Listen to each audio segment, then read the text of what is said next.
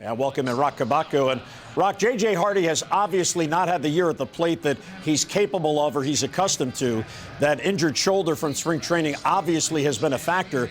But amazingly enough, it hasn't bothered him at all playing defense. He's as good as he's ever been.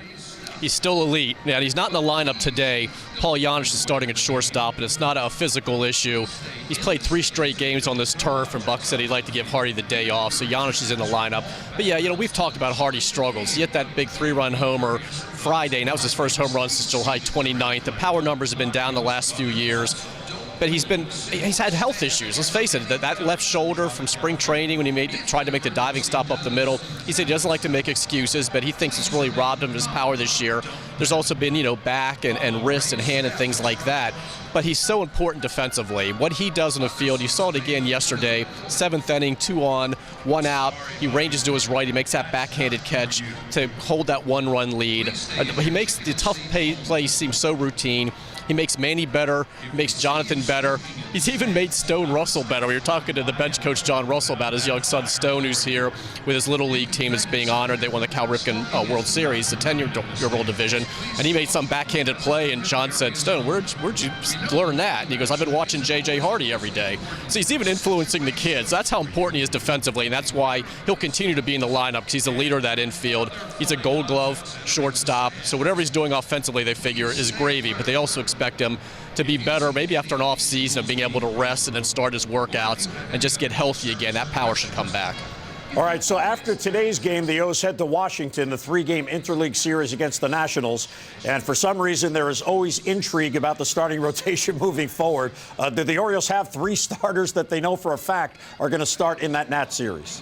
When isn't there O's intrigue in the rotation? It seems to be the norm here. It's crab cakes, it's football, it's O's intrigue in the rotation. We know Ubaldo Jimenez and Chris Tillman are starting Monday and Tuesday. Wednesday is the always popular TBD, to be determined.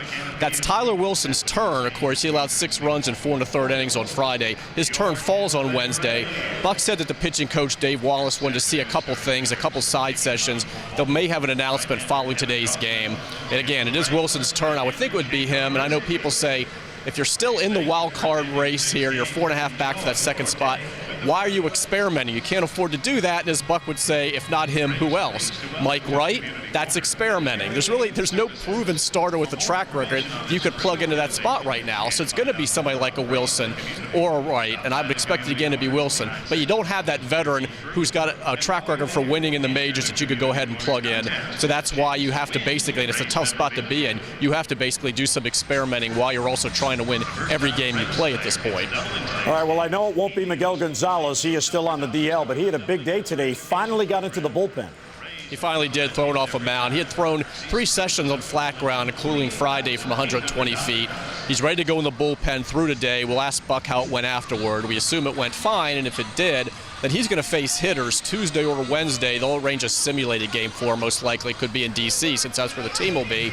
Buck said it's too soon to put him right back in the rotation, but you can do a lot of things after Thursday's off day to go ahead and tweak the rotation. I know they'd like for him to pitch in Boston. If they could activate him this coming weekend, and I've got my cheat sheet, because, he is 4-0 with a 2.83 ERA lifetime in 7 games at Fenway Park, 6-1, 3.27, and 12 career games against the Red Sox. So even though it's been a tough second half for Miguel Gonzalez, that's a favorable matchup. And again, you're trying to win every game, so they would really like to, even though Buck won't promise anything at this point, they'd like to take him off the DL and go ahead and get him activated in Boston.